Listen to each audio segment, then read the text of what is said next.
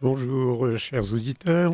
Je suis heureux de vous retrouver pour aborder cette année un thème tout à fait particulier. Je suis sûr que beaucoup d'entre vous ignorent tout du personnage dont nous allons parler, avec comme invité Éric Audouard, qui est poète, écrivain et traducteur et présentateur de deux anthologies de Leonardo Castellani.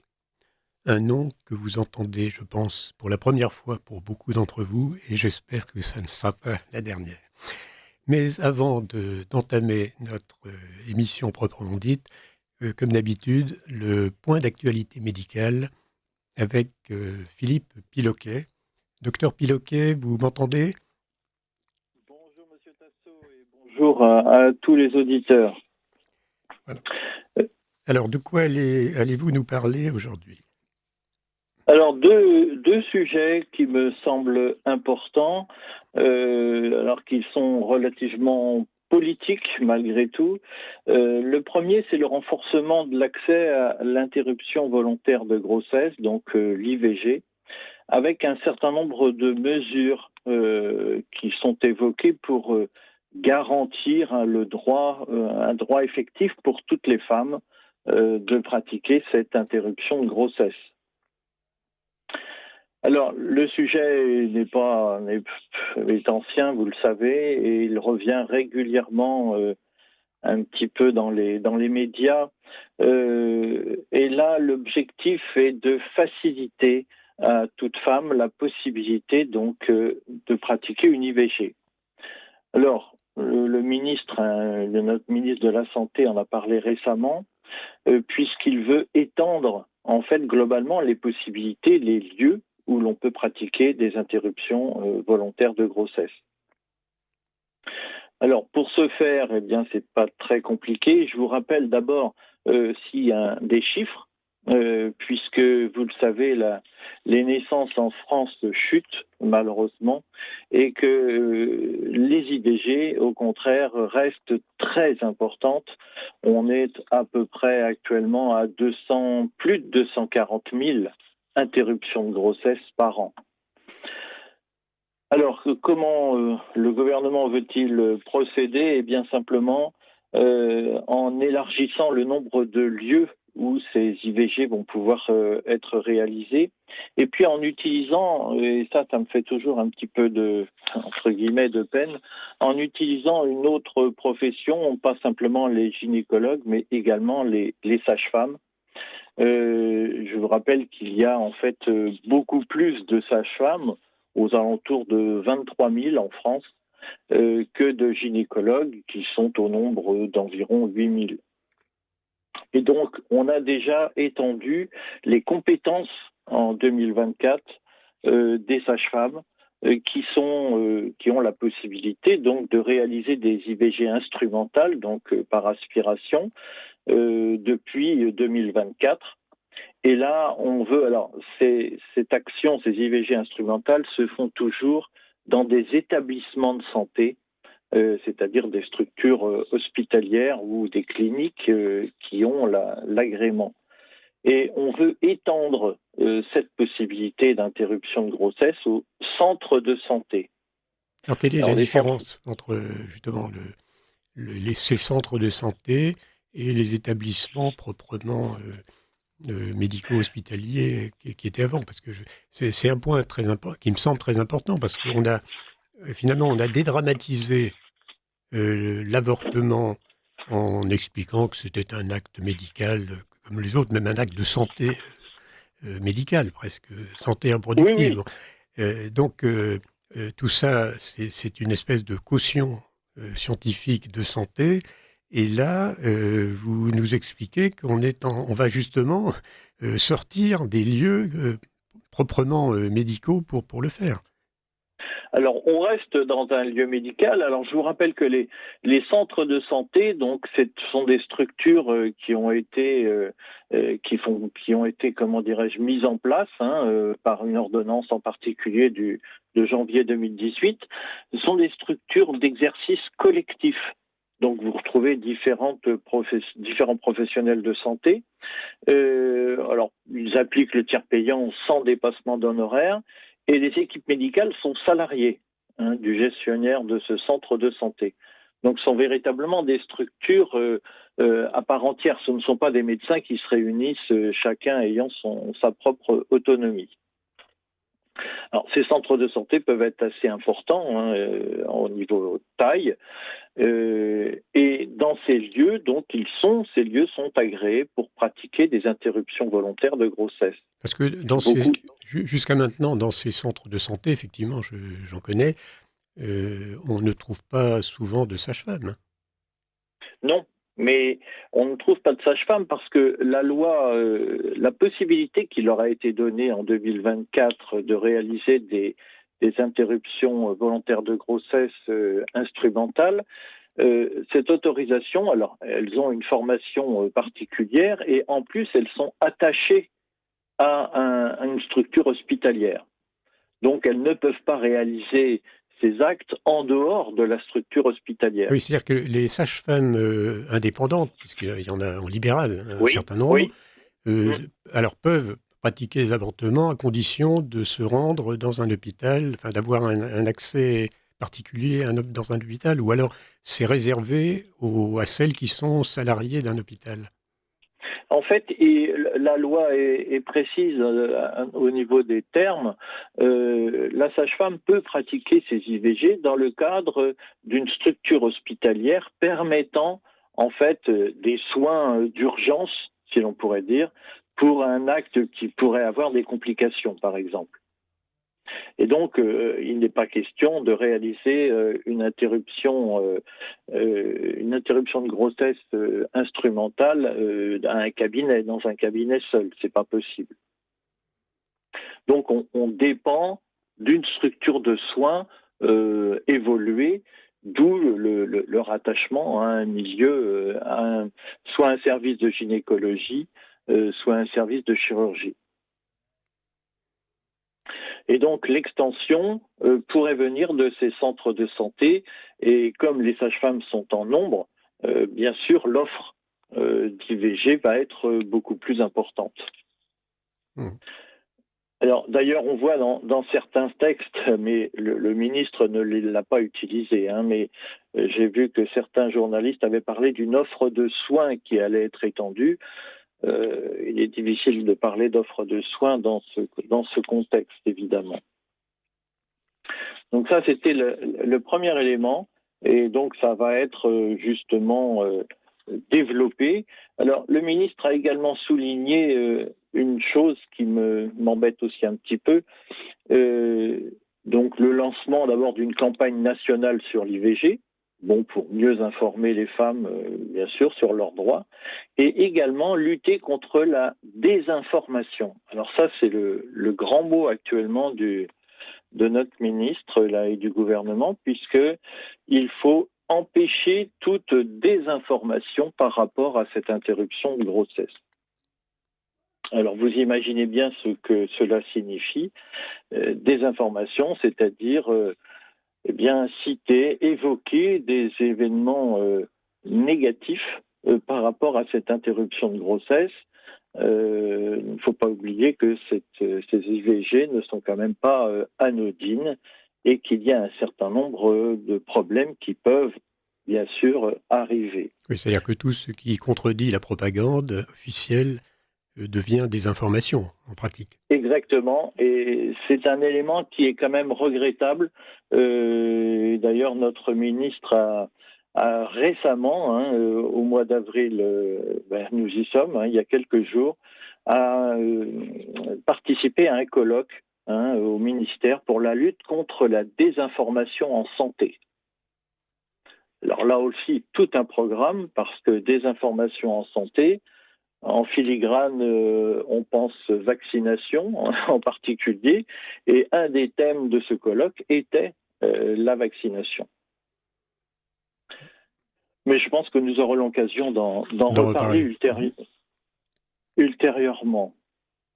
Le deuxième sujet était un sujet concernant les soins palliatifs et l'aide à mourir. Là encore, nous aurons l'occasion d'en reparler puisque notre Premier ministre François Bayrou, vous le savez, a souhaité dissocier les deux thèmes au niveau des lois qui vont être votées ou tout au moins discutées durant le mois de mai. Alors concernant les soins palliatifs, tout est assez simple puisque il n'y a aucune objection et tout paraît relativement positif. Dans le deuxième texte, l'aide à mourir, les problèmes sont beaucoup plus délicats et nous en reparlerons, je pense, ultérieurement, mais on peut simplement souligner qu'un certain nombre de professionnels de santé, des professeurs d'université et des pharmaciens ont publié une tribune concernant justement leur position par rapport à cette loi qui va certainement être votée ou qui a des chances d'être votée, concernant justement la formation des étudiants en médecine ou en pharmacie. Cet enseignement, il devrait y avoir des cours concernant donc la façon de provoquer la mort, l'efficacité des molécules pharmaceutiques à utiliser, et que ces praticiens ne souhaitent pas faire un cours à des étudiants pour leur dire comment tuer un patient de la meilleure façon qu'il soit. Oui, ben je pense qu'un certain nombre de ces médecins ont dû prêter le serment d'Hippocrate, et c'est Alors, effectivement directement opposé au serment d'Hippocrate. Hein. alors, le serment d'Hippocrate a une phrase qui précise bien qu'ils ne donneront jamais la mort. Alors, il sera difficile, si on ne modifie pas le serment d'Hippocrate, il sera difficile de faire les deux à la fois. Hein. C'est vraiment une contre-vérité, et on ne peut pas pratiquer cette euthanasie ou cette aide à mourir de façon, comment dirais-je, sans réfléchir un minimum à son geste et à ce que l'on fait. Effectivement, bon, c'est une contre-vérité. Et donc, je vous remercie pour ce point d'actualité, docteur Piloquet. Et justement, ce mot de vérité fait une très très bonne transition pour notre sujet principal, le père Leonardo Castellani, justement parce que c'est un homme pour lequel le mot vérité a toujours été très important, à ce point d'ailleurs qu'une des anthologies qui a été traduite en français par Éric Audouard, de Leonardo Castellani, s'appelle La vérité ou le néant. Alors moi, je le perçois aussi comme un petit clin d'œil à Sartre. Enfin, d'une certaine façon, Castellani et Sartre sont presque des contemporains, enfin, à peu de choses près. Hein. Et vous savez, Sartre était connu pour avoir dit la vérité ou le néant. Enfin, le, le et c'est Enfin, c'est très bien d'avoir choisi un tel titre pour parler de Leonardo Castellini. Mais tout d'abord, je m'adresse à vous, Éric Audouard.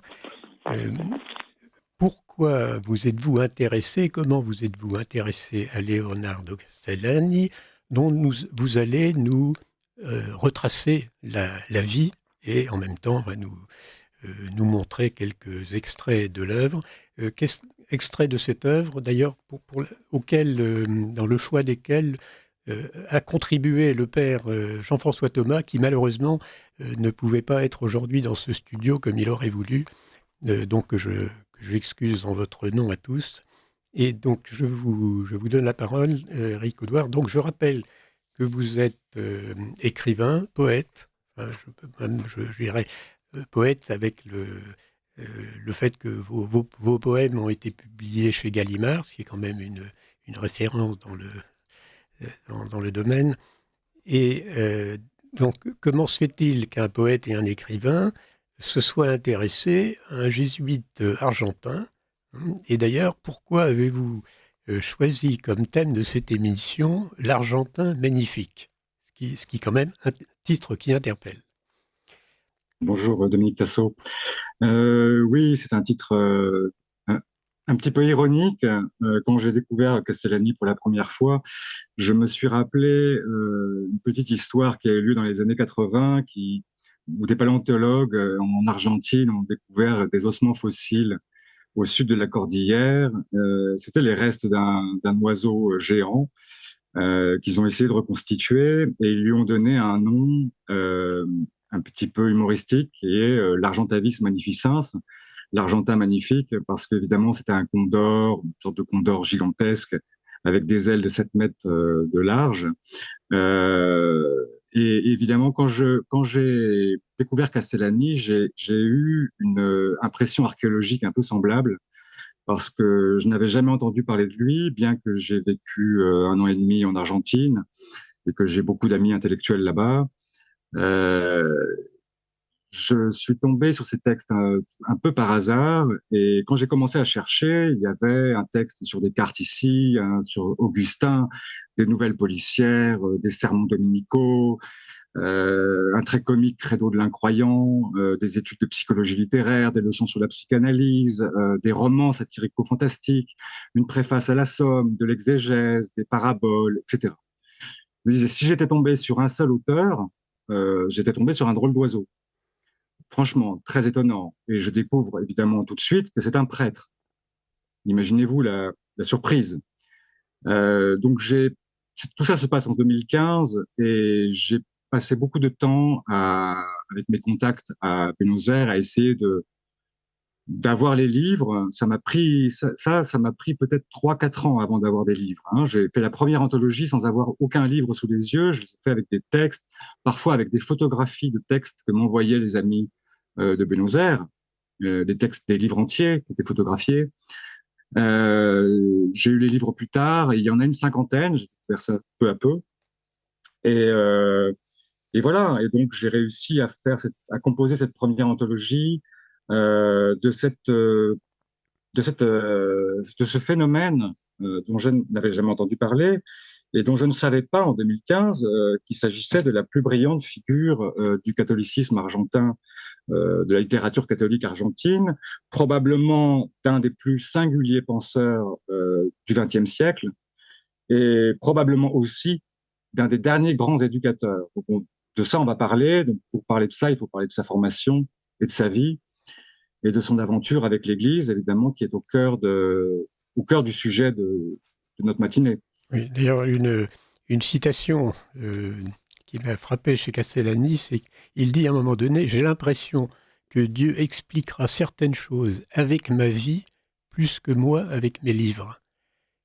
C'est C'est-à-dire que un, c'est une vie vraiment hors du commun.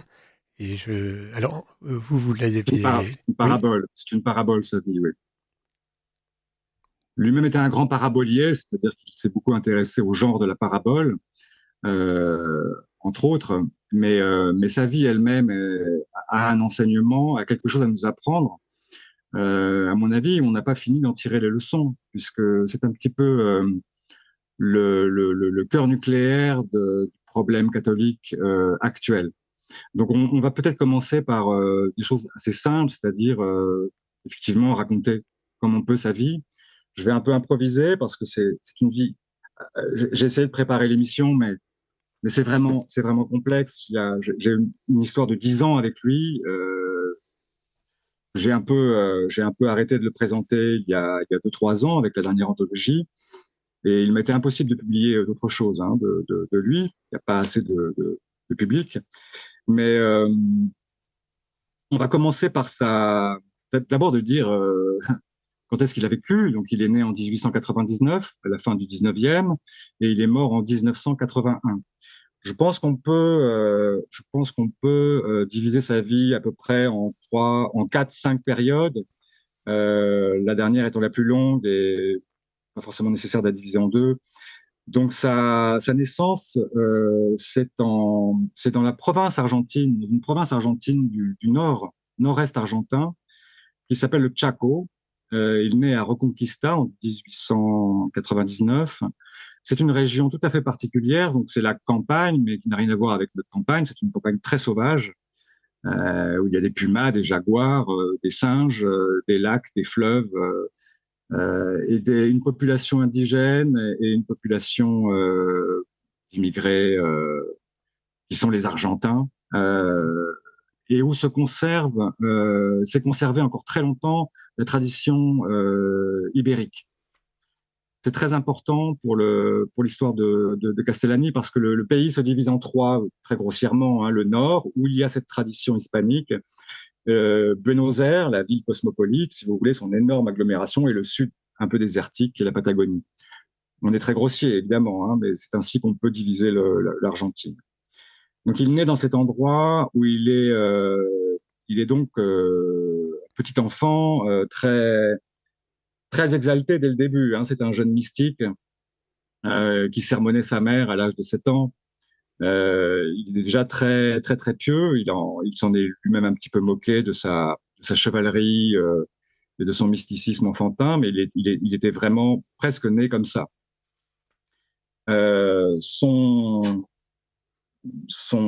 Comment dirais-je, son éducation est un petit peu prend une tournure assez décisive après la mort de son père, qui est assassiné. On ne va pas s'attarder sur ces détails. Hein.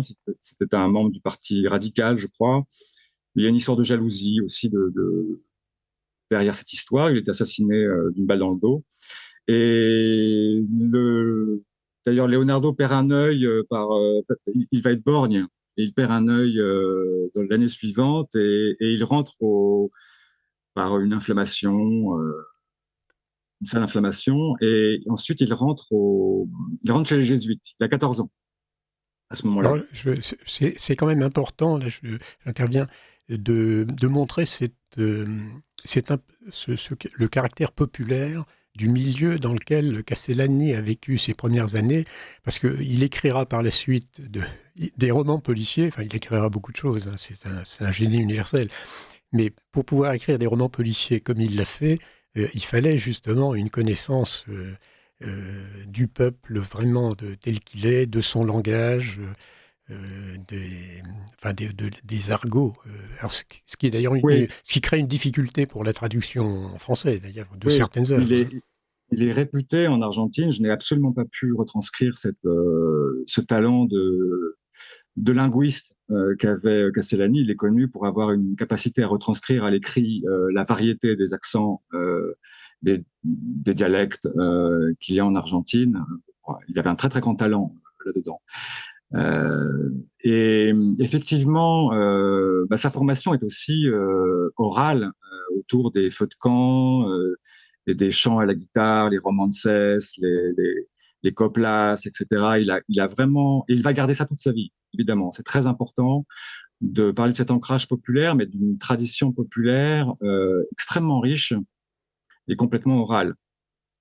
On y reviendra peut-être dans ce qui va lui arriver avec sa rencontre avec Marcel Jousse à la Sorbonne, parce que on va continuer le périple. Donc il rentre au collège, c'est le collège, je ne sais plus comment s'appelle le collège d'ailleurs argentin, mais en tout cas chez les jésuites il va avoir une formation. Alors vous m'avez précisé vous-même, moi qui m'étonnais encore de la longueur de sa formation, que chez les jésuites c'était une chose assez courante, mais il va achever sa formation vers 35 ans. Donc c'est une très très longue formation. Oui, mais Il est ça, c'est ordonné. effectivement très, très fréquent chez les jésuites, mais c'est Oui, un temps de formation qui n'empêche pas des activités d'enseignement pastoral ou autre c'est pendant ça, ces années. Hein. c'est ça, absolument, absolument. Mais on ne considère pas qu'on a un diplôme et c'est fini, on n'apprend plus rien. Et Euh, c'est important d'ailleurs, parce que ouais, ça maintient la curiosité intellectuelle. Si vous voulez, ça évite d'avoir, je dirais, deux phases dans la vie, une phase d'apprentissage et après une phase de restitution. Donc Castellani est quelqu'un, d'une certaine façon, qui a constamment continué à apprendre. oui, c'est comme tous les éducateurs nés, c'est quelqu'un qui n'arrête pas de s'éduquer, évidemment, qui ne cesse jamais sa formation. Il est jusqu'à la fin de sa vie, il a travaillé, étudié, et à la fin, toute fin de sa vie, puisqu'on est obligé de faire des ponts de façon permanente, euh, il va se mettre au danois pour essayer de lire Kierkegaard dans le texte. Et il aura 74 ans à ce moment-là. Donc c'est très remarquable. Ça montre aussi évidemment le sérieux continu de sa personnalité. Euh, pour revenir un tout petit peu sur l'ancrage avant de passer aux études, l'ancrage populaire. Ses premiers ouvrages sont des contes et des fables. Ce sont des fables qui se passent justement dans le Norte Bravo, le nord argentin, dont il aura toujours la nostalgie. Et un de ses derniers livres, je crois que son tout dernier livre est un hommage à un poète local qui était un ami d'enfance et où il revient sur ces territoires où il est né, en fait. Donc ça c'était important. Je vais pas nommer tous les livres. Je vous ai dit qu'il y en a une cinquantaine et d'une variété incroyable. On va aborder peut-être la phase la formation qui commence. C'est assez traditionnel aussi en Argentine, plutôt dans l'aristocratie, ce qui n'est pas son cas, mais il est originaire d'une famille d'immigrés italiens. Des immigrés italiens assez croyants du côté de sa mère, des frioulants, et du côté de son père, c'était florentin, plutôt athées, radicaux, socialistes. Son grand-père était soldat de Garibaldi, etc. Donc, mais dans la tradition argentine, on envoie parfois les fils de famille, on les envoyait beaucoup, faire leurs petites études de fils de riches en Europe. Lui, c'est pas dans ce cadre, évidemment, il est envoyé par les jésuites, à cause de ses capacités exceptionnelles. Il est envoyé à l'université grégorienne de Rome. Donc, c'est là qu'il sera ordonné prêtre. Donc là, on est dans les années 30. On est en 31. Et ensuite, de 32 à 34, il va poursuivre ses études en Europe et d'abord en France. Donc, il va finir ses exercices spirituels et son second noviciat à Amiens. Puis, il rentre à la Sorbonne, où il suit les cours de 3 grands professeurs, qui sont Émile Breillet pour l'histoire de la philosophie, Georges Dumas pour la psychologie, la psychologie, l'étude des maladies mentales. Et là, il va passer beaucoup de temps à Sainte-Anne. Alors on peut citer cette petite phrase qui figurera dans un de ses articles, parce que c'était aussi un grand journaliste, pas un journaliste de reportage, mais un journaliste de chronique. Il écrit dans un article « Je dois rendre grâce à la Providence d'avoir passé 2 ans en tant qu'interne et non en tant qu'interné à l'asile Sainte-Anne de Paris. Cette remarquable institution m'a permis de progresser considérablement dans ma compréhension du monde moderne. » Donc là, on voit déjà le ton de Castellani, c'est-à-dire avec un certain humour, un certain sel. Le 3e professeur, c'est Marcel Jousse, qui est évidemment connu pour ses études sur la psychologie du langage, la transmission, la pédagogie. Et ces 3 professeurs incarnent un petit peu les 3 voies qui vont diriger Castellani, non pas sur le plan littéraire, mais dans sa pensée, puisque la philosophie, la métaphysique, la psychologie et peut-être ce qui serait l'expressivité dans toute l'ampleur du terme, c'est-à-dire la capacité, la langue, le langage, le sens commun, la mémoire, avec son intérêt permanent pour l'éducation, en fait. L'éducation, transmission, quelque chose qui n'est pas fermé, et tout va se relier chez lui, d'ailleurs, la philosophie, la psychologie et la pédagogie.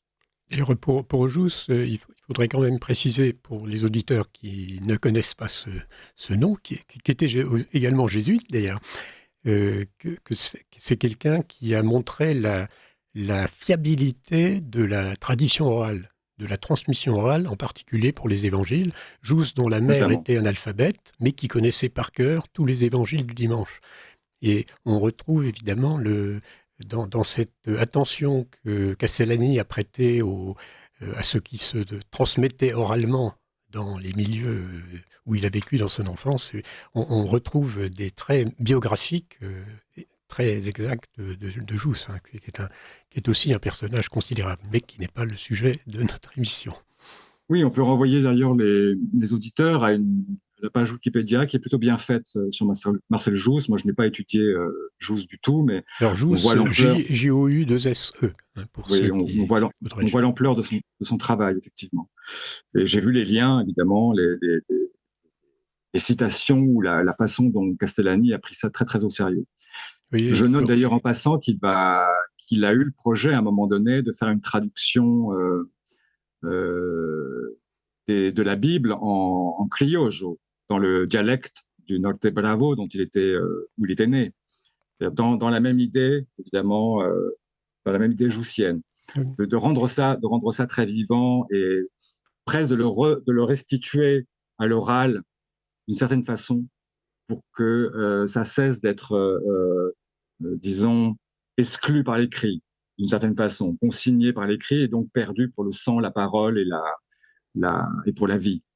Bon, ce sont des grandes lignes, évidemment. Donc, on peut s'attarder un tout petit peu sur cette période européenne de Castellani, parce qu'il va évidemment se cultiver énormément avec...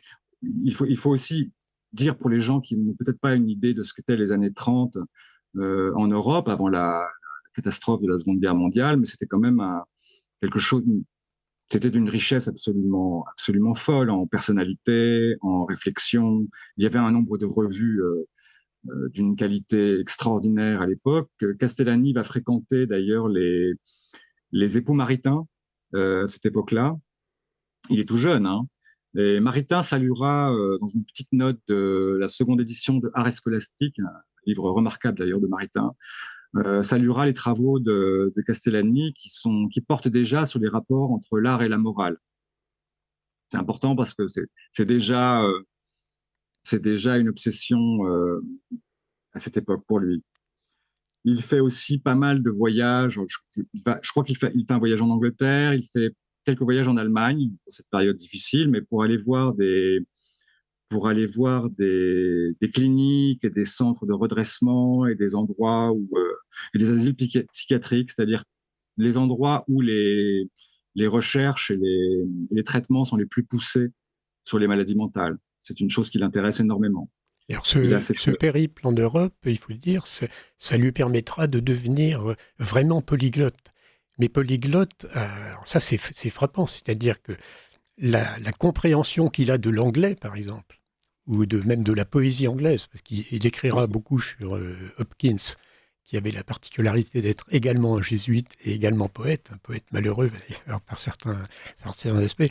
Mais on voit très bien dans les commentaires de Castellani qu'il avait une compréhension extrêmement fine d'une langue difficile comme la poésie anglaise.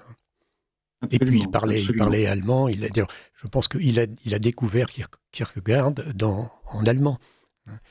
Donc oui, absolument, mais il a compris que l'allemand tronquait certaines choses, comme les traductions françaises, qui sont peut-être les plus calamiteuses qu'on ait jamais faites, d'ailleurs, de Kierkegaard. On est les champions pour ça, parce qu'on a tronqué d'ailleurs la partie la plus importante de l'œuvre de Kierkegaard, qui est l'œuvre religieuse. Et en allemand, c'était un peu semblable, et donc c'est pour ça qu'il a voulu apprendre le danois. Évidemment, il n'a pas acquis une grande connaissance du danois, mais il a essayé. Mais il parlait à peu près 8 langues, plus le grec. Enfin, il connaissait le grec et le latin. Donc et il a appris assez tôt. Évidemment, il a perfectionné tout ça dans son voyage en Europe. Oui, évidemment. Oui, et pour le grec, il est justement, enfin, ça c'est une anecdote qui m'a frappé. Il s'est remis au grec sur le tard quand il a voulu travailler l'Apocalypse. Alors il a fait un long commentaire de l'Apocalypse, mais dont on ne pourra pas parler dans cette émission parce que ça nous entraînerait trop loin, mais ça donne une idée de l'envergure de la personne.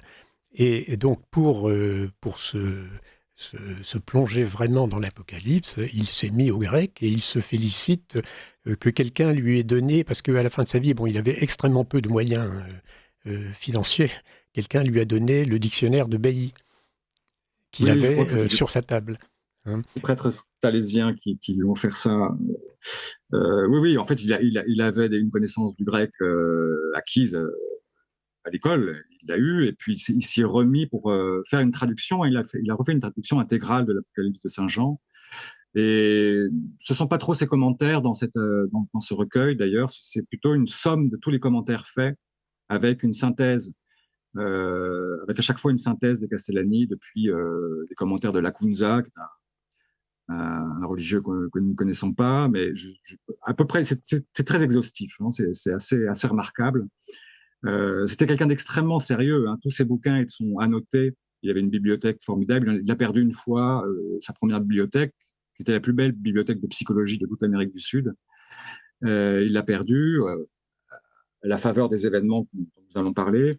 Et puis, il en a reconstitué une et il avait pour particularité d'écrire dans ses livres, hein, de les annoter avec une écriture extrêmement claire et soignée.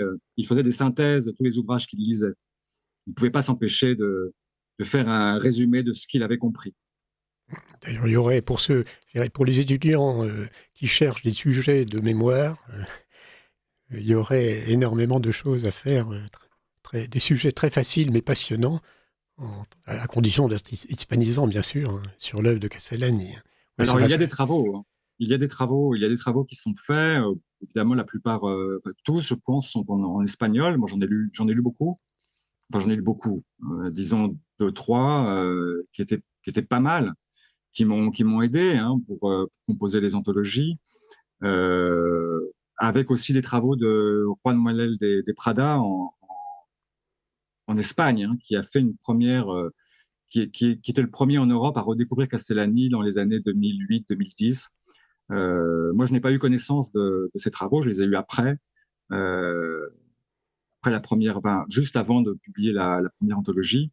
Oui, alors effectivement, Juan Manuel de Prada, c'est un personnage important, enfin qui joue un rôle finalement dans l'histoire de cette émission, parce que c'est grâce à lui, dans un article dans ABC, le journal espagnol, que François Plantet, le docteur Plantet, que certains auditeurs doivent connaître, hein, puisqu'il est intervenu à ce micro à différentes reprises, c'est en lisant un article de Juan Manuel de Prada que François Plantet a découvert l'œuvre de Castellani, ce qui l'a amené à en parler dans le cadre d'une conférence qu'il avait donnée pour le CEP il y a fort longtemps maintenant. Et j'ai cru comprendre que c'est cette conférence qui vous avait amené Éric Audouard à découvrir le mot Castellani. Étant donné que j'étais un grand admirateur et grand lecteur de Chesterton et que j'avais connu l'Argentine, quand j'ai entendu parler d'un Chesterton argentin, je me suis dit, mais de quoi s'agit-il? Je ne connais pas ce nom et je me suis mis à chercher, évidemment. Alors j'ai trouvé quelque chose de tout à fait différent de Chesterton. Mais c'est bon, il fallait trouver quelque chose pour accrocher l'oreille, évidemment. Et c'est un parcours, une œuvre, comment dirais-je, un ton et une direction très différente de celle de son collègue anglais. Donc pour revenir à sa vie, on peut aborder peut-être maintenant la première époque qui serait de 35 à 46 à peu près. Là où il revient en Argentine après avoir achevé, disons, sa première grande formation, et il va déployer une activité frénétique qui va le mener très très loin. Il va publier 14 ouvrages dans cette période. Imaginez-vous, c'est un peu moins de, c'est un peu moins de, c'est 10 ans à peu près, 14 livres qui sont à l'image de ce qu'on a commencé à dire, hein, des ouvrages qui vont être, par exemple, il y a un livre qui s'appelle La réforme de l'enseignement, où il va continuer à approfondir son approche des problèmes de l'éducation. Oui, parce Mais j'interviens, mais il revient en Argentine pour enseigner. Et il est enseignant en différents lieux d'enseignement, dont il y a au moins l'université. il a enseigné jusqu'à 5, 6, 7 disciplines. Donc évidemment, au début quand il a 22 ans, 23 ans, avant de partir en Europe, il enseigne dans les lycées l'histoire, la philosophie, la littérature. Mais plus tard, il va vraiment avoir des spécialisations, mais avec l'universalité de son esprit, il est capable de faire de la logique et de la philosophie, de l'histoire, de la psychologie, de la métaphysique, de la littérature, de la linguistique, etc. Donc il a plusieurs postes, évidemment. Ce qui va le caractériser particulièrement et qui va commencer à à éveiller l'hostilité de ses confrères, c'est son implication dans la presse nationaliste et traditionnaliste, disons, en Argentine. Il est évidemment très,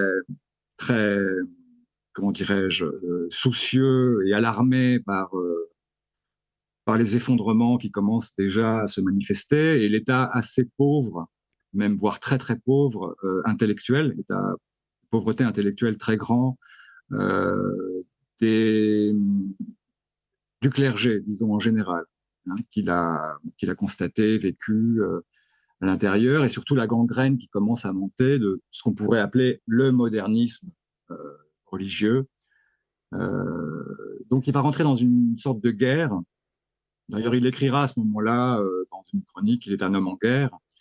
Donc on pourrait dire que le soldat de la Compagnie de Jésus devient une sorte de guerrier de l'Église universelle ou de guerrier de Dieu à ce moment-là. Et il y a un durcissement de son ton et un durcissement et une augmentation même de ses charges, avec beaucoup d'humour aussi, à l'égard de ce qu'il appelle la mièvrerie, tout simplement, hein, la mièvrerie qui se fait passer pour le christianisme à ce moment-là en Argentine. Mais il y a toujours fondamentalement, pour quelqu'un qui est attaché à l'Église, comme les Castellani, jésuites, faisant un vœu particulier d'obéissance au pape, etc. Donc il y a cette question de la position de l'Église et du monde. Et évidemment, Castellani est extrêmement lucide sur le monde et sur ce que devrait être l'Église dans ce monde qui n'est pas chrétien et qui se détourne à vitesse grand V de la tradition chrétienne. Et au même moment, à l'intérieur de l'Église, on a tout un courant qui va aboutir à Vatican II, etc., qui est un courant d'ouverture au monde. Donc c'est pas du tout anormal qu'il se trouve un peu en opposition avec ses confrères, et aussi en opposition avec un certain nombre de croyances de l'environnement. Et moi, une chose qui m'a beaucoup plu dans l'œuvre de Castellani, c'est que dès cette époque, il a compris que l'évolutionnisme n'était pas dans la vérité. Et il a alors là, je vais me permettre de le lire pour vous, comme ça vous reposerez votre voix, mais il a fait un credo de l'incroyant qui est un texte plein d'humour. Alors je pense que le français ne peut pas traduire toute la subtilité qu'il y a dans le Castellani, mais voilà ce qu'il écrit. Donc c'est le credo de l'incroyant. Évidemment, c'est un pastiche, mais c'est extrêmement fin. « Je crois au néant tout-puissant d'où sortirent le ciel et la terre. Et en l'homo sapiens, son fils unique, roi et seigneur, qui fut conçu par évolution de la guenon et du singe. Il naquit de la sainte matière, lutta dans la noirceur du Moyen-Âge, souffrit l'Inquisition et fut mis au bûcher. Il tomba dans la misère, il inventa la science, il est parvenu jusqu'à l'ère de l'intelligence et de la démocratie. Et le voilà sur le point de créer le paradis sur terre. Je crois à la libre pensée, à la civilisation de la machine, à la confraternité humaine, à l'inexistence du péché, au progrès inévitable, à l'amélioration du corps et à la vie confortable. Amen. » Voilà quand même ce petit texte qui me semble quand même caractéristique à la fois de l'humour et de la profondeur. Parce qu'il y a un humour superficiel, hein, et chez Castellani, c'est l'humour, c'est un humour qui vient vraiment c'est un cri de l'âme, son humour. Je pense que la chose, pour revenir, pour faire un petit résumé de tout ce que vous venez de faire, qui est très très bienvenu. Je pense que Castellani n'est ni, si vous voulez, nous avons finalement, vous avez synthétisé l'attaque progressiste contre laquelle il réagit, mais il n'est pas du côté des conservateurs. Si vous voulez, le problème, c'est qu'il va évidemment avoir à défendre quelque chose, mais ses principaux opposants, curieusement, les progressistes ne vont pas s'intéresser à lui du tout. Ceux qui vont s'intéresser à lui et s'inquiéter de la tournure de son œuvre, ce sont plutôt les conservateurs. Donc, ce qui est très étonnant, parce que là, nos catégories sont Oui, mises en... ne marche pas. Oui. Pourquoi? Pour la raison que vous venez de démontrer avec ce texte. La façon dont Castellani va réagir n'est pas, ce n'est pas un père fouettard, si vous voulez. Il va traiter, par exemple, l'évolutionnisme comme il doit l'être, avec ironie, avec humour. Il ne va pas forcément dans ce moment-là, hein, pour lui, parce qu'il n'est pas spécialiste de la question, c'est pas un scientifique. Il va le faire avec une sorte de désinvolture, parce que pour lui, il y a quelque chose de désinvolte de cette façon de traiter le destin et la dignité humaine, si vous voulez. Et donc, il va avoir dans dans ses, dans ses flèches, dans sa façon d'agir, énormément de moyens que l'Église n'utilise pas. Par exemple, dans la période que nous traitons là, il va écrire son premier roman qui s'appelle Le nouveau gouvernement de Sancho, qui est peut-être son ouvrage le plus politique d'ailleurs, peut-être plus que ses articles, qui est un roman profondément satirique, où il va s'attaquer évidemment au parlementarisme, à aux chanteurs de tango, à toutes les dégénérescences qu'il voit dans la société argentine, mais aussi à la mièvrerie cléricale qui commence à voir des deux côtés, si vous voulez. Hein, il n'y a pas de camp. Lui, ce qui le frappe beaucoup, c'est l'absence de virilité, si vous voulez, dans ceux qui sont censés incarner ou représenter le christianisme auprès du peuple. Et donc, il va irriter pas mal de gens avec d'abord la démonstration de son talent. Il a un fabuleux talent de romancier, de narrateur et de journaliste, de chroniqueur.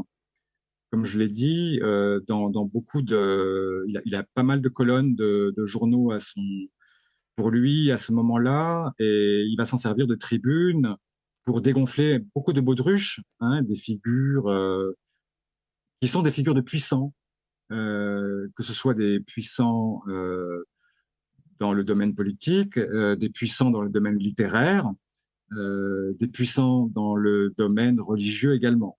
Hein. Il va C'est-à-dire que commencer à... c'est normal, Castellani est lui-même, il est inclassable, il ne sera jamais d'aucun parti. Et c'est donc que c'était un petit peu inévitable qu'après cette période, je dirais, relativement faste dont nous venons de parler, il y ait eu un coup d'arrêt, peut-être providentiel, mais auquel il faut en venir parce que c'est ce qui explique tout ce qui va suivre.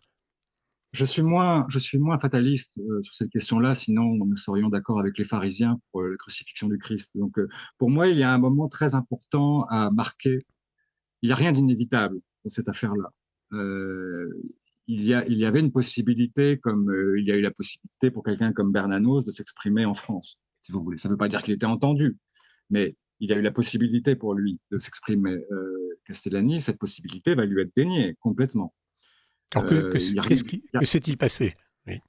Que s'est-il passé? Une irritation grandissante, une jalousie croissante de ses pairs, qui vont...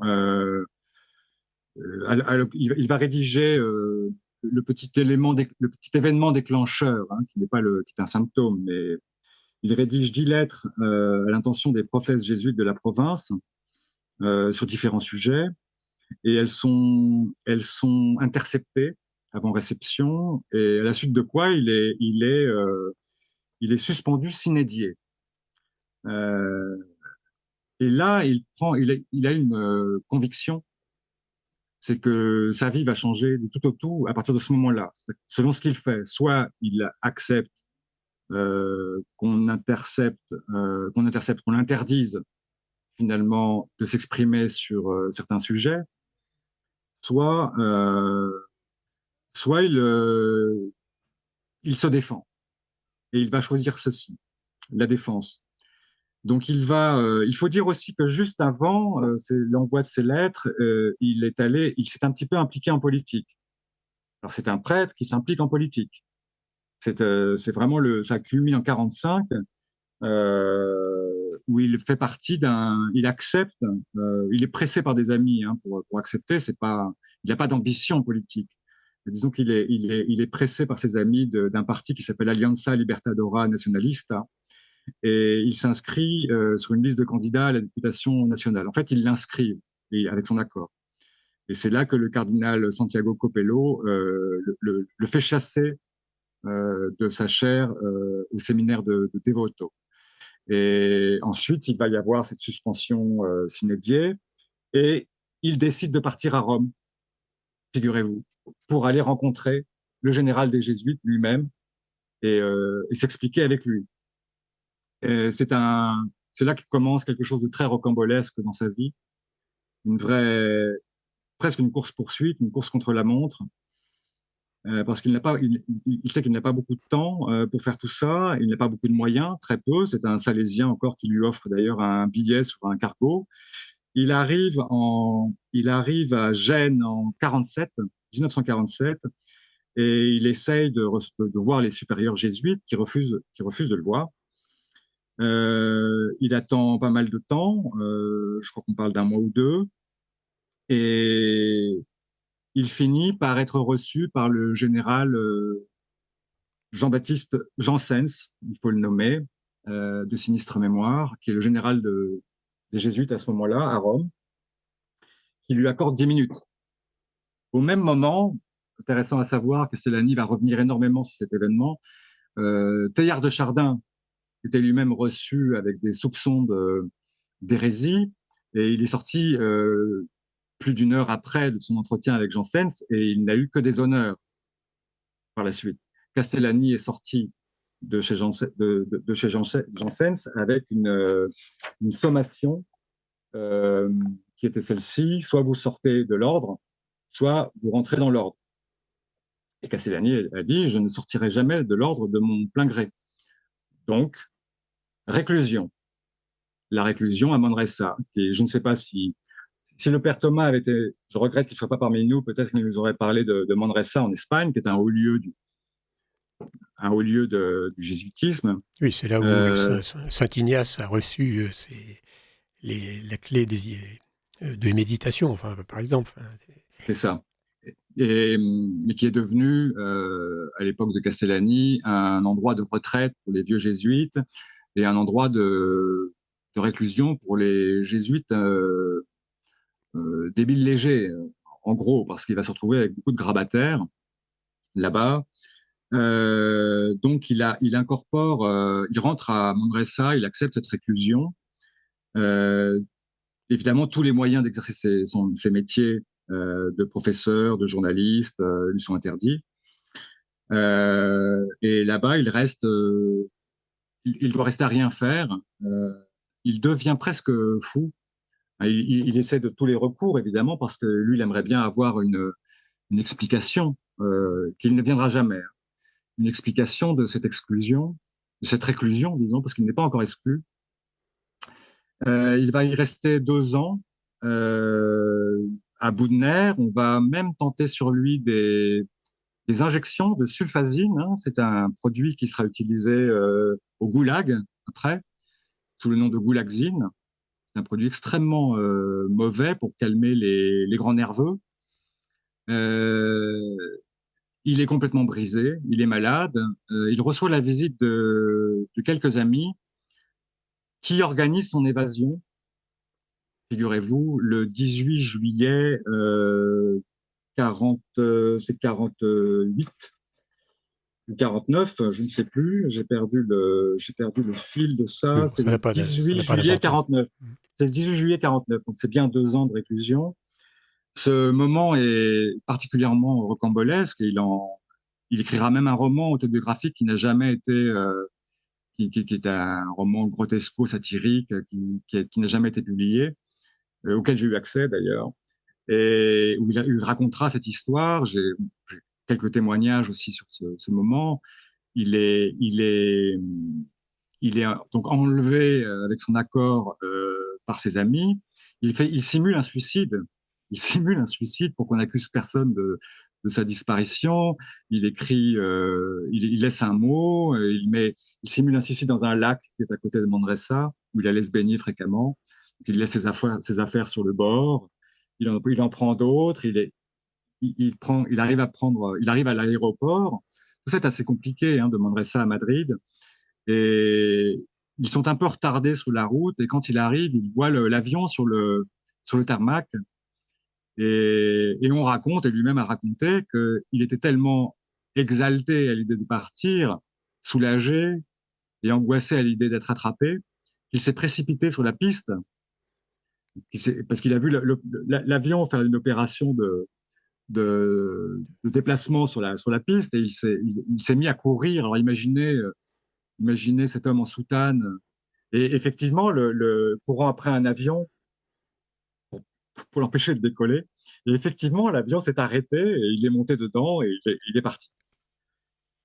Après cet épisode épique, il arrive en Argentine. Donc là, c'est ce qu'on appellera la seconde époque, ce qui serait de 50 à 69, en gros, Alors, qui est le moment où il se voit tout refuser. Tout est bloqué là-bas. Il pensait évidemment retrouver une partie de ses prérogatives, la possibilité d'exercer ses métiers. Ce qui va se passer, c'est dès le retour, hein, il va sortir d'une messe, il va recevoir un décret d'expulsion. Et là, c'est plus une suspension sine die, c'est une suspension qu'on appelle ad divinis. Donc, c'est l'administration des sacrements qui lui est retirée. Il fait aussitôt appel, et il est important de le dire, on ne lui répondra jamais. Jamais aucune explication ne sera donnée à cette expulsion. Je tiens à préciser, pour que les gens visualisent un petit peu le personnage, qu'il a toujours conservé la soutane. C'était quelqu'un qui portait un béret, qui fumait la pipe, qui avait d'ailleurs pour particularité de s'habiller avec une chemise et une cravate sous sa soutane, qui avait aussi des bottes de gaucho. Et quelque chose qui a beaucoup fait jaser ses collègues, c'est qu'il portait un grand ceinturon en cuir par-dessus sa soutane. Donc, tous les bruits couraient, beaucoup de bruit courait sur la figure un peu trop verticale, un peu guerrière de Castellani. Donc on a dit qu'il avait un pistolet, bref, parce que ce ceinturon avait quelque chose de. D'ailleurs, c'est un ceinturon qu'il avait hérité d'un policier qui lui avait donné pour l'avoir en remerciement de quelque chose qu'il avait fait pour lui. Je ne peux pas raconter cette histoire, mais je pourrais raconter, c'est une anecdote assez savoureuse. oui, En tout cas, c'est important de montrer que la vie de Castellani est une vie qui sort tout à fait de l'ordinaire. Mais il y a encore à Buenos Aires, bien sûr, des gens qui l'ont connu.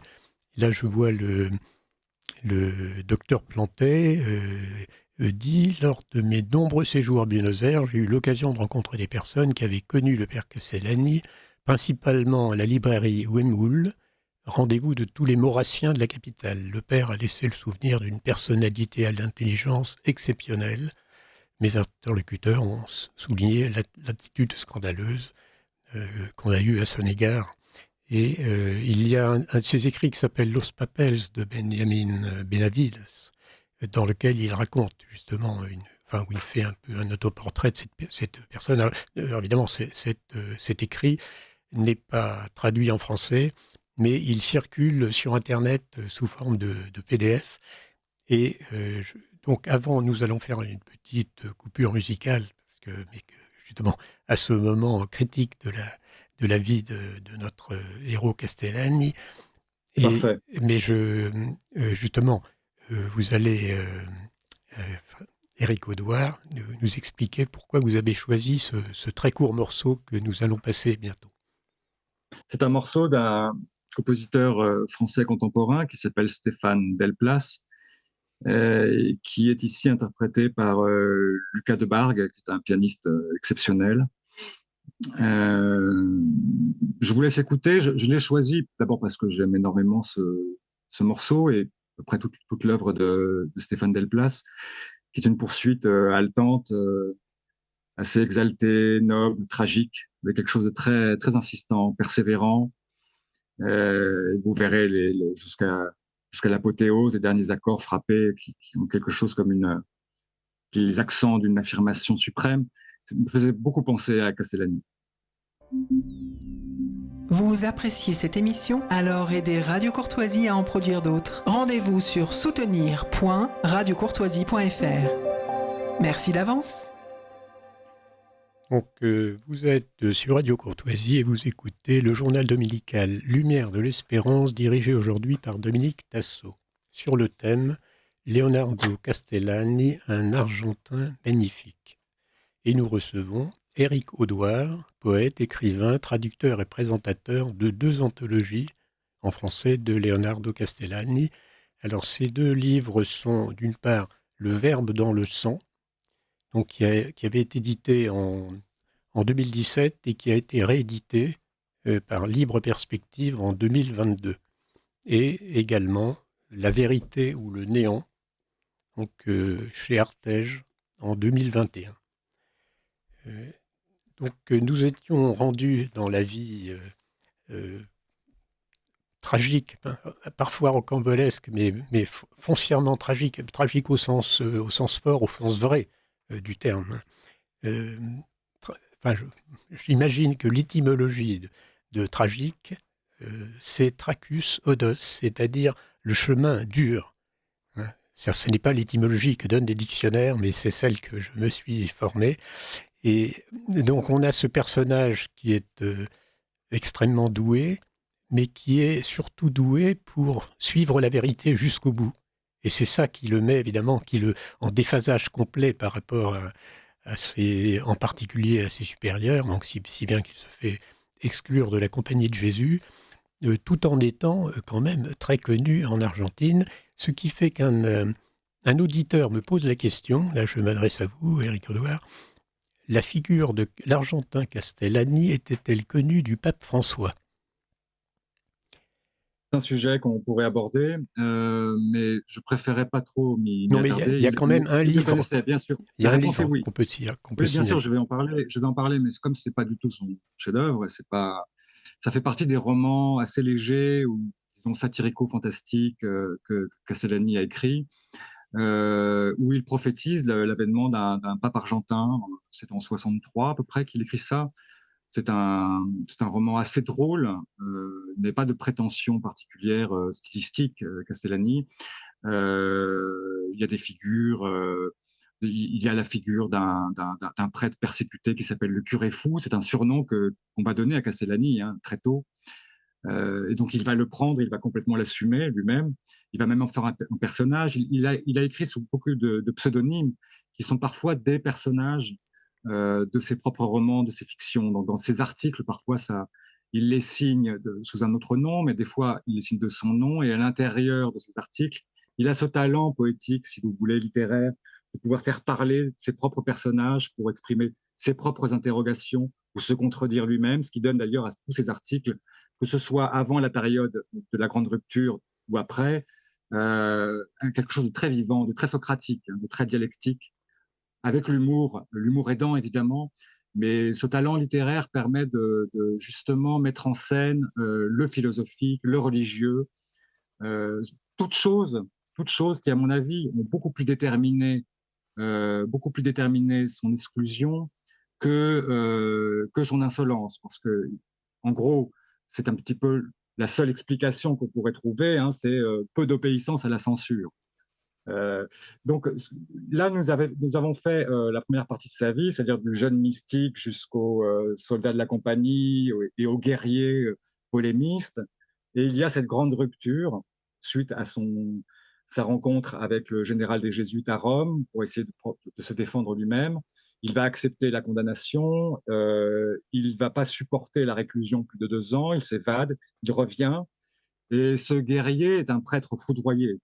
Maintenant, c'est vraiment, il va garder la soutane. Je dis bien un prêtre foudroyé parce que c'est pas du tout un défroqué. Il y a énormément de confusion, même depuis que j'ai essayé de le présenter aussi bien que je pouvais, mais il y a toujours des interprétations, des gens qui parlent d'excommunication. Il n'a jamais été excommunié, évidemment. Il n'a jamais été défroqué, jamais, parce que précisément au moment où beaucoup de gens abandonnaient le froc et baissaient leurs pantalons, les années 50, 60, 70, il a toujours gardé la soutane. Il faut dire avant d'aborder... Il faut dire aussi qu'on lui a restitué le droit de exactement ce que je voulais dire. distribuer les Absolument. sacrements. Absolument, mais beaucoup plus tard, donc il y a 17-20 ans entre le moment où il est exclu et interdit de messe, interdit d'exercer son métier. Il faut bien savoir c'est un sans domicile fixe pendant presque 3 ans à Buenos Aires. Donc il ne doit qu'à la bonté de certains amis, mais bon, dans des conditions parfois difficiles. Vous savez bien que quand vous dépendez complètement des gens, vous n'avez pas toujours euh, même les conditions simples de possibilité d'exercer de travailler tout simplement, d'étudier. Et puis Il a vécu parfois dans... il n'avait pas les honoraires de messe qui servent souvent de gagne-pain pour un... Mais il était pas très friand des honoraires de messe. Il ne comptait pas trop dessus. Lui, c'était son métier, c'était vraiment l'enseignement et le journalisme. Il gagnait de l'argent avec les articles. Il a écrit plus de 1000 articles dans la presse. Les anthologies que je publie, alors à l'exception de quelques ouvrages comme la préface à la Somme théologique, il était le traducteur des 5 premiers tomes de la Somme théologique en espagnol, d'une nouvelle traduction, et je l'ai fait figurer dans La Vérité ou le néant, cette préface qui est très belle. Mais la plupart des textes que j'ai publiés, traduits, viennent de ses articles dans la presse. Donc il va arriver à en publier, mais très progressivement après Manresa, quand il revient. Là, il est peut-être important de dire ce qui se passe dans sa psychologie, dans son être à ce moment-là, c'est qu'il est vraiment quelqu'un de brisé, complètement brisé, extrêmement plus qu'amer. Il ne tient vraiment à rien du tout. Il avait beaucoup d'espoir lui-même, à la fois dans un renouveau catholique en Argentine, exactement comme il y a eu ce même enthousiasme dans le catholicisme anglais, par exemple, ou comme nous l'avons eu, nous, dans les années 30 en France, avec Claudel, la suite de Peggy, de Blois. Oui, Claudel que Stellini Bernanos. a eu l'occasion de rencontrer à Bruxelles, d'ailleurs. Oui, il est le grand... C'est quelqu'un qui a été un introducteur de plusieurs auteurs en Argentine. Chesterton, il a été un des grands traducteurs. Il a été traducteur de Claudel aussi, une partie de Claudel. Il a écrit presque 80 pages en tout. Une universitaire m'avait demandé d'ailleurs, qui travaillait sur Claudel, j'ai pas eu de nouvelles d'elle depuis, mais je lui avais donné tout ce qu'il avait écrit sur Claudel, ça faisait plus de 80 pages. Ça, c'était sa jeunesse de guerrier mystique, tout à fait exalté par ce qui se passait en Europe, autour justement du renouveau de la pensée catholique, le néo-thomisme, dont il était un des représentants d'ailleurs aussi en Argentine, évidemment. Oui, mais alors, même si son tempérament était pas tout à fait celui des néo-thomistes. C'était pas tout à fait. Vous dites qu'il est sorti brisé de l'épreuve dans laquelle il a été plongé, mais en même temps, c'est quelqu'un qui a su traverser cette épreuve d'une manière particulière. Là, je vois il écrit « Dieu m'a plongé comme une sonde vivante dans l'Église pour que j'atteigne le vitriol de ses soubassements.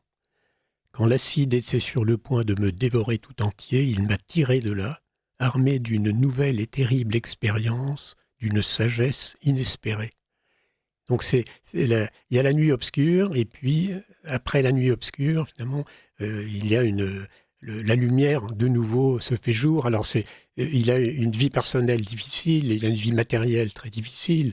Il a du mal à retrouver évidemment une activité de journaliste ou autre, mais il n'est pas définitivement abattu. C'est quelqu'un qui justement a su assumer ses souffrances, justement. Donc c'est un authentique chrétien, en ce sens-là. Oui, il n'a pas fait l'économie du martyr, il a même fait d'ailleurs l'apologie du martyr, d'une certaine façon. Il dit, celui qui serait chrétien sans être martyr est peut-être passé à côté de l'essence du christianisme. Je pense que là, il y a quelque chose d'important à souligner dans le sérieux de cette question.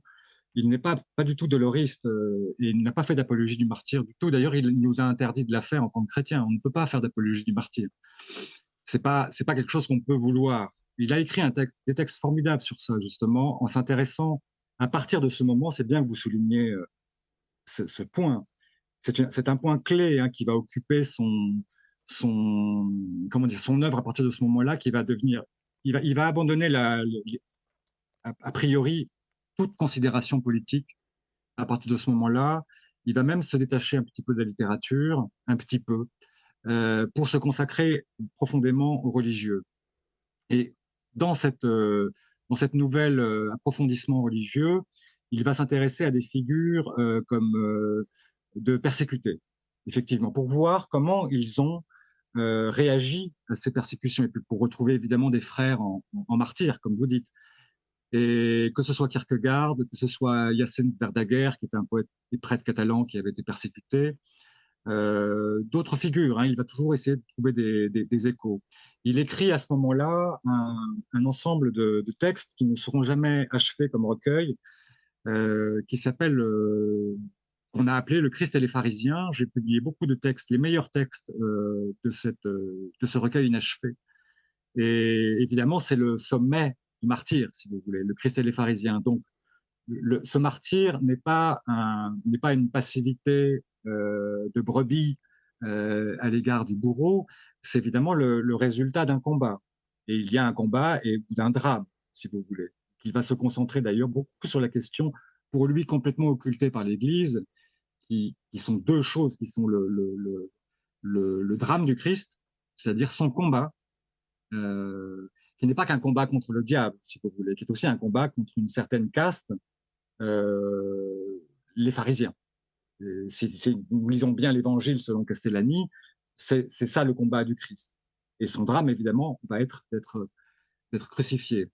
Et donc, il va essayer de comprendre profondément le christianisme par rapport à cette attitude, c'est-à-dire de ne pas éviter le scandale. Il y a quelque chose que là, moi, je trouve, comment dirais-je, si vous voulez, que nous devons légèrement dilater, ralentir un petit peu sur le côté inévitable dont vous parliez tout à l'heure, sur le côté fatal de l'exceptionnel châtié par l'ordinaire ou la médiocrité ordinaire. Je pense que c'est pas fatal.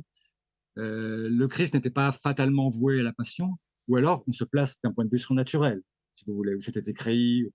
Mais c'est pas notre religion. Ça. Il y a une possibilité, il y a un libre arbitre laissé aux hommes. Sinon, le Christ serait pas venu pour laisser aux hommes le choix du traitement qu'ils allaient lui réserver. Oui, mais je pense que pour Castellani, à une toute petite échelle, c'est la même chose. Parce que vous dites qu'il approfondit sa critique de l'Église ou sa compréhension de l'Église, mais il ne sépare pas du tout l'Église du monde qui l'environne. Et là, je voudrais citer une formule qui montre cet intérêt pour le monde lui-même. Il dit « La maladie mentale spécifique du monde moderne est de penser que le Christ ne reviendra jamais. Ou de ne surtout pas penser qu'il reviendra. En conséquence de quoi, ce monde n'a aucun moyen de comprendre ce qui lui arrive. » Donc, ça, c'est le monde, y compris en dehors de l'Église. Hein, c'est vraiment c'est une phrase qui va au fond des choses. Oui, mais on parle quand même du monde chrétien, parce que pour espérer le retour du Christ, il faut avoir connaissance du Christ, donc être chrétien. La deuxième chose qui est... Oui, d'ailleurs, il y a on n'aura pas le temps de l'aborder, mais il y a une lettre à un penseur communiste influent en Argentine qui, justement, à un moment donné, s'émeut de voir la situation qui lui est faite et, au fond, dit à Castellani, mais puisqu'on ne veut pas de vous, venez chez nous, c'est nous qui avons les clés, etc. Et Castellani fait une réponse qui est vraiment extraordinaire. Alors il y a dans votre livre de longues pages de cette lettre à Berletta, en différents paragraphes, mais c'est quand même une critique du monde moderne, du matérialisme, du communisme, qui est extrêmement profonde, parce qu'il reconnaît à Barletta toutes les bonnes intentions qu'on peut lui supposer, et en même temps, il lui explique qu'il est à côté de la vérité, que le penseur communiste ne connaît pas la nature humaine, ne connaît pas le fonctionnement de la société, et donc va à l'échec. Et il refuse évidemment la main qui lui est tendue. Oui, bien sûr. bien sûr, mais il y a une chose très importante à noter ici, c'est que humainement, Barletta s'est beaucoup mieux conduit que la plupart des prêtres, surtout des évêques et des archevêques qui étaient concernés par la persécution de Castellani. Beaucoup mieux, beaucoup mieux. Donc, Castellani, dans cette lettre qui fait 40 pages, qui est un chef-d'œuvre que j'ai traduit intégralement dans La vérité ou le néant, ne rejette pas la main tendue dans ce sens-là. C'est-à-dire, il dit, vous agissez en homme, vous agissez même en chrétien, en ayant simplement pitié de moi. Et donc, il essaie de trouver l'endroit où le communisme, où le communiste et lui, le chrétien, le catholique, peuvent se rejoindre. Et il trouve le point fondamental qui est le pathos, c'est-à-dire la même compassion pour la misère prolétaire. Et il part de là pour pouvoir ensuite, évidemment, dire qu'il y a incompatibilité entre la doctrine communiste et la sienne. Mais par contre, le sentiment, c'est fondamental, le sentiment, parce que ce sentiment-là, il ne le retrouve pas dans la hiérarchie ecclésiale du tout. Il le trouve chez ce communiste.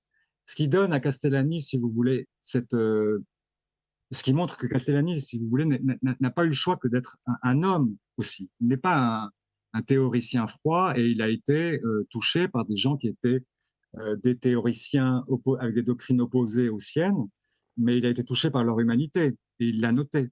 Et il a toujours dit que ceux qui l'ont persécuté n'étaient pas les communistes, n'étaient pas les musulmans, n'étaient pas les juifs, c'était ses frères en religion. C'est ça qu'il a vécu comme expérience. Il en était absolument désolé.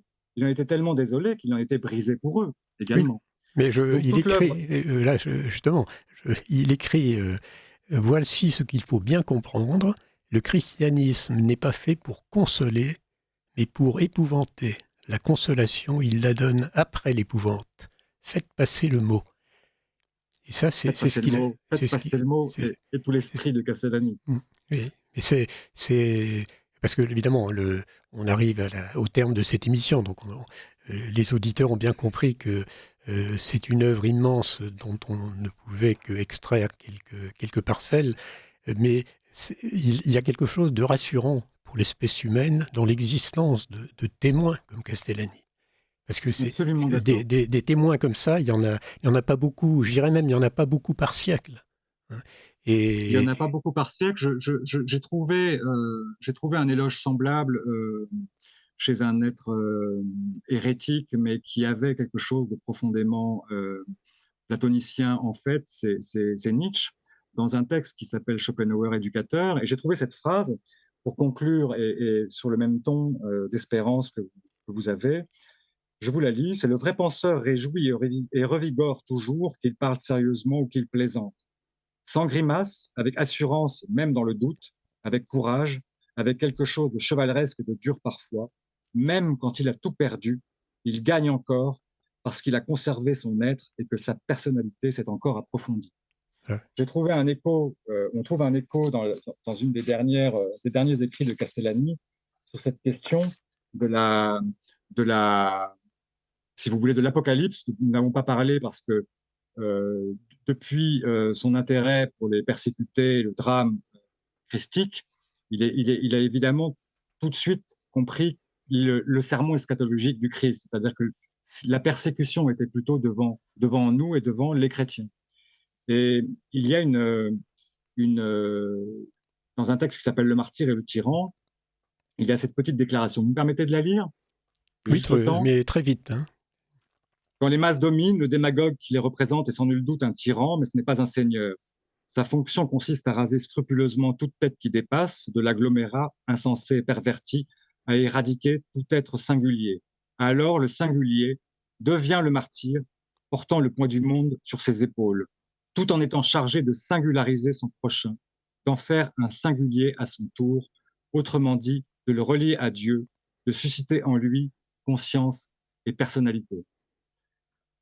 Voilà le message de Castellani sur la mission qui reste toujours à accomplir. Oui.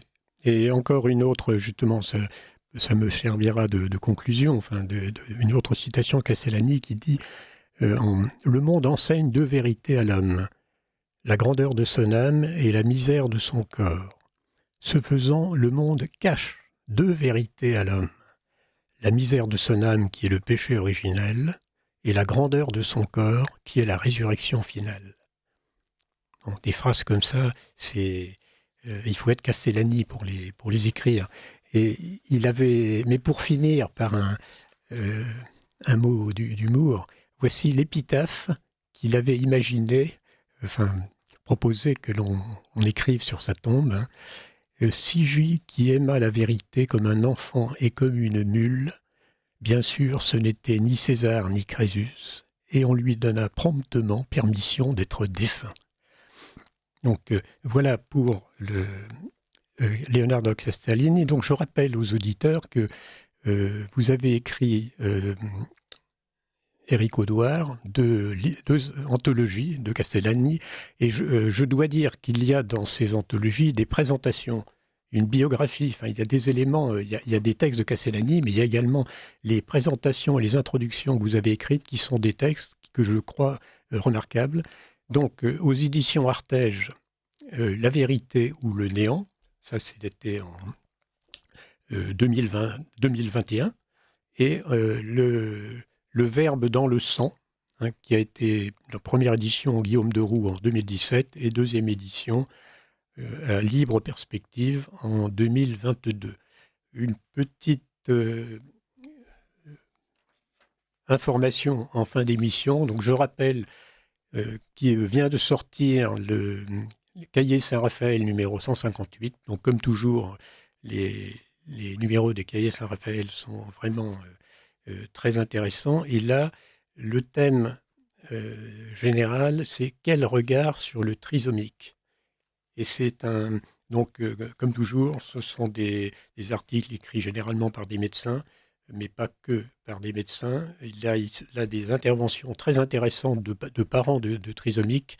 Et donc, je recommande cette lecture. Et également, L'action familiale et scolaire vient de sortir, donc en avril 2025, son numéro 298, avec, comme toujours, une grande diversité d'articles, mais je relève le 12e épisode d'une série qui s'appelle « Les 6 jours de la création ». Je pense d'ailleurs que cette série sera imprimée un jour en livre parce que c'est vraiment quelque chose d'intéressant et d'important. Donc, l'action familiale et scolaire que vous aurez d'ailleurs sur le site, vous trouverez facilement le site de l'action familiale et scolaire. En ce qui concerne les cahiers Saint-Raphaël, on peut s'abonner, hein, ça coûte 25 €, et en écrivant ACIM, ACIM, ça veut dire Association catholique des infirmières et médecins, 2 route d'Équien, 62 360 Saint-Étienne-au-Mont. Et je rappelle également la revue Le CEP, la revue du CEP, qui a joué un rôle dans cette émission, puisque c'est par le biais d'une conférence faite au CEP que l'allusion à Castellani est arrivée dans le paysage français, grâce au docteur François Plantet. Donc, il y a le site le-cep.org, et on peut téléphoner au Scataria. Alors, le Scataria, c'est s.cep@wanadoo.fr, et l'adresse du CEP, l'abonnement de la revue est à 35 €, et SIDEX 811, 16 rue d'Auxerre, 89 460 Bazar. Voilà.